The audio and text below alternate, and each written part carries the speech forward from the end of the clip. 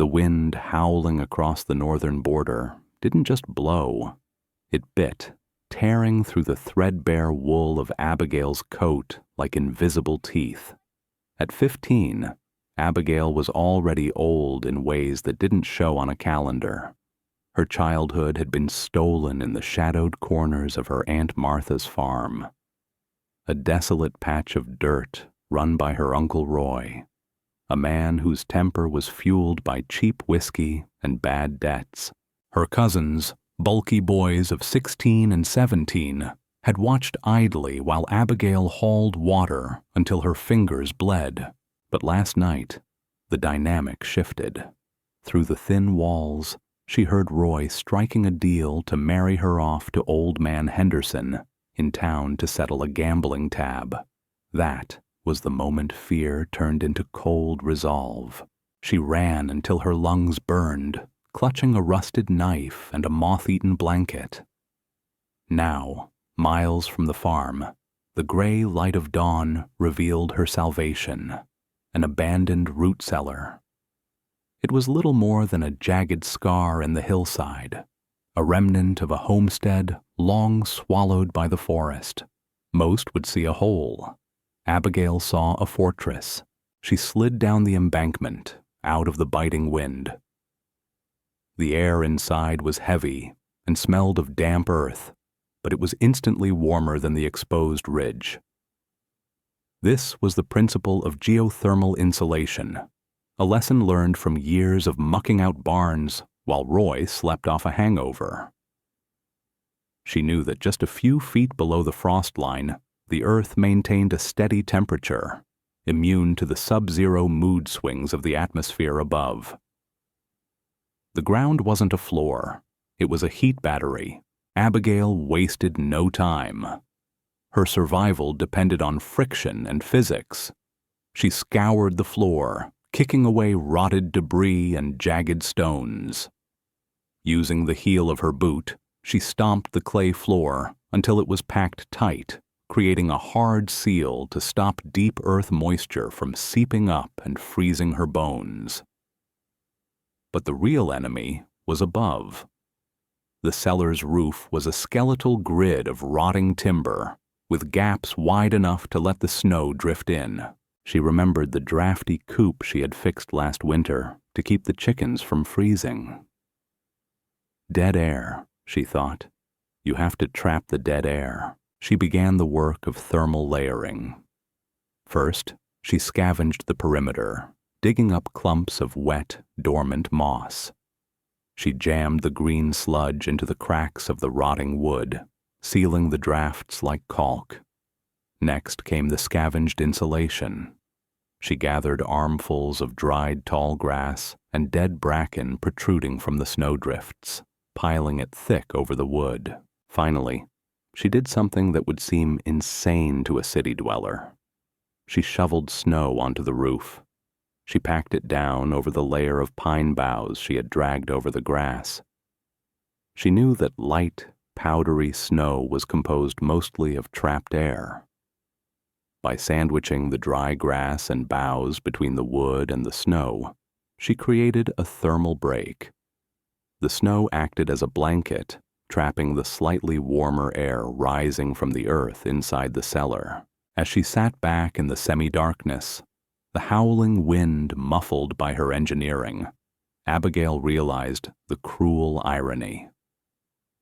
The labor that was meant to break her was the very thing keeping her alive. The insulated cellar was a shelter, but without heat, it was little more than a frost-lined coffin. Abigail knew the difference between surviving and freezing slowly. 2 days later, she trudged into Bitterstone, a collection of clapboard houses huddled against the wind. She didn't beg. Instead, she found Old Man Calloway, a stoic local with a woodpile that needed splitting and a bad back. For 3 days, Abigail swung an axe with a methodical rhythm that shamed men twice her age, trading her sweat for a sack of cornmeal and a rusted, discarded potbelly stove. Getting the cast-iron beast back to the cellar tested every ounce of her tenacious spirit. She lashed it to a sled fashioned from a Y-shaped heavy branch, dragging the dead weight through the snow like a mule. By the time she muscled it down the cellar steps, her muscles screamed, but her mind was already racing with pragmatic calculations. As she set the stove up, the flaws were obvious. The firebox was tiny, and the stovepipe was short. A standard fire would suck the heat right up the flue and out into the night, wasting precious fuel. Memories of her uncle's heavy hand whenever the woodpile shrank too fast flared in her mind. Fear sharpened her observant nature. She wouldn't just burn wood, she would engineer warmth. First, she tackled the heat loss. Abigail waded into the freezing creek nearby, retrieving smooth, flat slate stones. She arranged them inside the top of the firebox, creating a baffle just below the exhaust. It was simple physics. Instead of the superheated air rushing straight up the chimney, the stones forced the smoke to roll forward and curl back before escaping.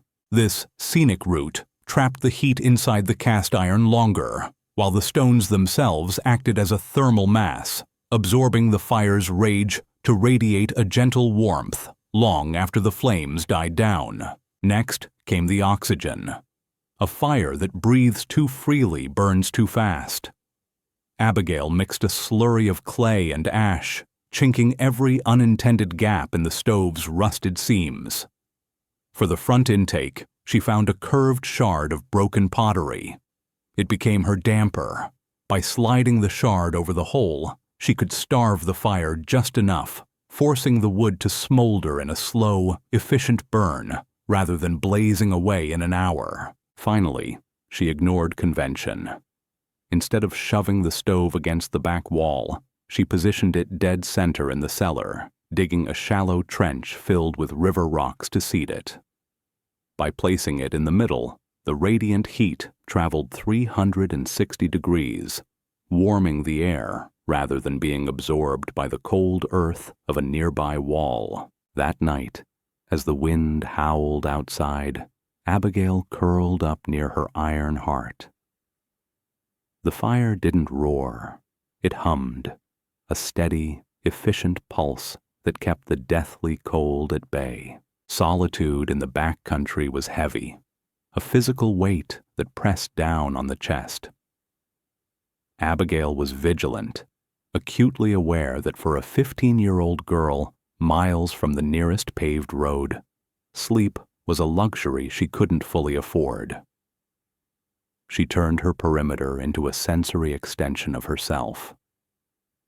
Scavenging discarded tin cans from the trash heap behind the Bitterstone general store, she rigged a crude early warning system. She strung the empty bean and corn tins on taut twine around the cellar's perimeter, adding a handful of pebbles to each. Whether it was a wandering coyote or a drunk stumbling out from town, nothing could approach her sanctuary without a clattering cacophony. It was a defensive measure born of necessity. Out here, surprise was fatal. Inside the cellar, her survival relied on disciplined routine. She treated humidity with the same hostility as the cold. Abigail understood that evaporating water consumed heat, a process that would suck the warmth right out of the air she had worked so hard to trap. She enacted a strict rule. No wet clothes lingered on the floor.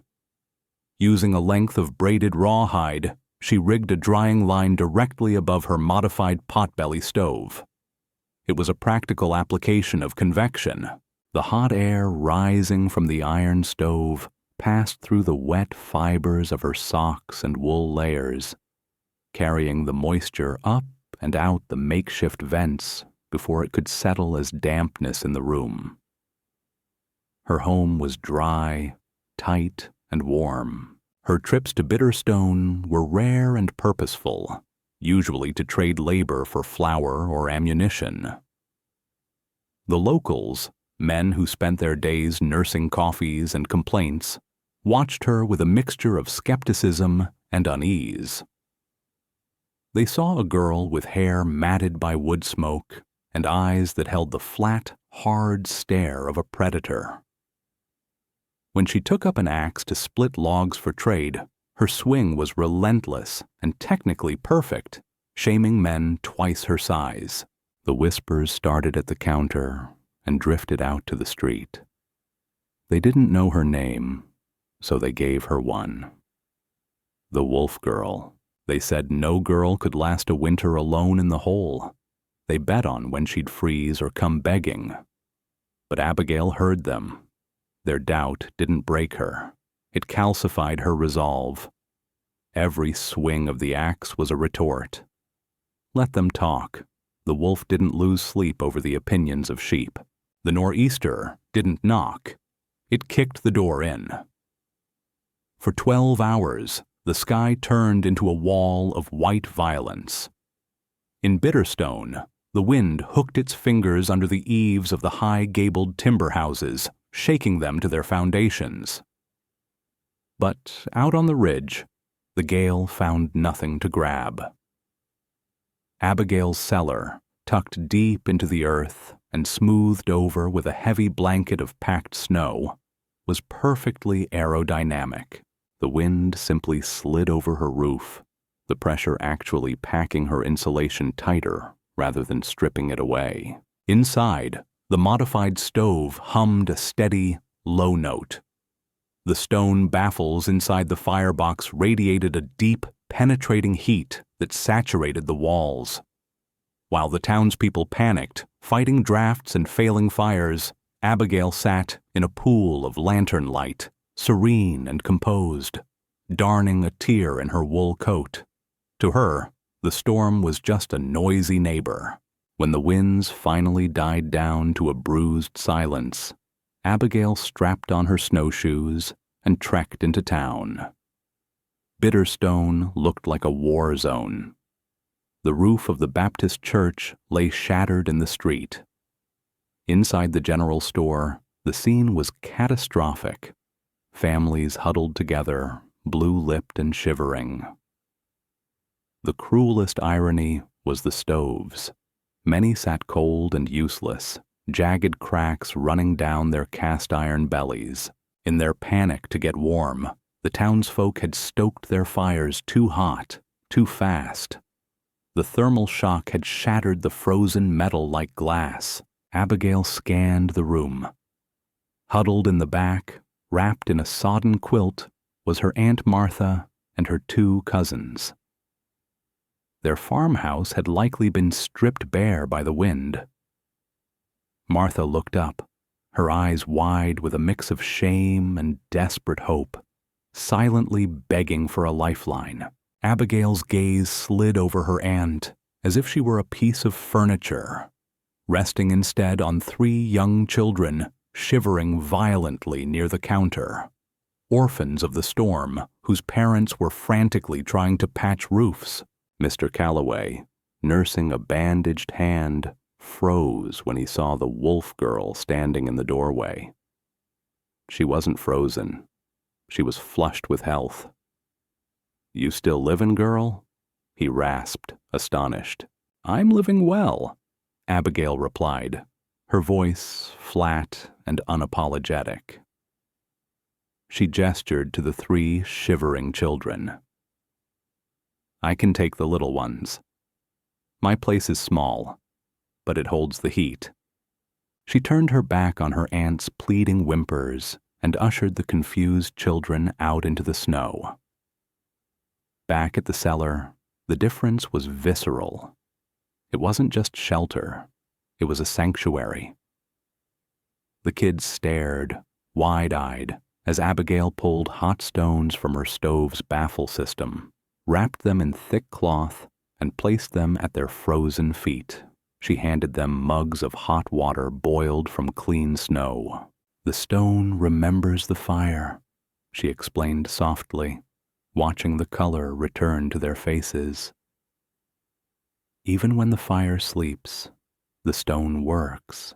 When the spring thaw finally broke the back of the winter, Bitterstone emerged from the snow like a shipwreck revealed by a receding tide. But while the townspeople spent their days mourning rotted floorboards and cracked foundations, Abigail's root cellar stood dry, warm, and structurally sound. The wolf girl hadn't just survived, she had thrived. And in a town built on practical results, competency is the only currency that matters. Abigail didn't return to chopping wood for scraps. Mr. Doyle, the town's premier builder, a man with hands like shovels and a skepticism as deep as the bedrock, hired her. But he didn't hire her to carry lumber. He hired her to think. On the construction site of the new town hall, laborers paused to watch a strange sight. The burly foreman leaning over a blueprint, listening intently to a 15-year-old girl. Abigail wasn't guessing. She was calculating. She pointed out where the stove needed to sit to maximize radiant heat and explained why the roof eaves needed to be extended to prevent ice dams. She had become an authoritative consultant on thermal dynamics, even if she didn't know the fancy words for it. She just knew how air moved and how cold killed. Then came the knock on her door that she had expected. Her Aunt Martha stood there, looking smaller and older than Abigail remembered. The farm was a ruin. The barn collapsed. Martha stammered, appealing to family duty and blood ties, asking Abigail to help rebuild their home. Abigail didn't flinch. She didn't yell, and she didn't cry. She simply pulled out a ledger. "I can design the insulation system and oversee the stove installation," Abigail said, her voice businesslike and detached. "My rate is $2 a day, payable weekly. Materials are on you." Martha gasped. "But we're family." "That's the family rate," Abigail replied, not looking up. "Strangers pay $3. In that moment, the cycle of abuse shattered. Abigail wasn't a victim seeking validation. She was an independent contractor negotiating a deal. She helped them rebuild, but she did it as an outsider, taking her pay and walking away each evening. The final scene finds Abigail standing before the old root cellar one last time. The snow had melted, revealing the crude earth and the scavenged wood. It looked ugly to the untrained eye, but to her, it was a masterpiece. She realized then that the anger that had fueled her escape had burned out, replaced by a quiet, unshakable confidence. She touched the rough door frame. She had thought freedom meant running away from the farm, running away from the pain.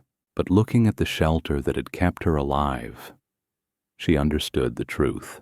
Freedom isn't about running away. She whispered to the empty woods. Freedom is the ability to stand your ground and build something that lasts. What do you think? Did Abigail do the right thing by charging her family for her help, or should she have forgiven them completely? How would you have handled the people who mistreated you once you became successful? Let us know your thoughts in the comments below. If Abigail's story of resilience warmed your heart or taught you something new about survival, please like this video and subscribe to Warm Heart Stories. We bring you tales of courage, survival, and the human spirit every week. Don't forget to hit the notification bell so you never miss a story.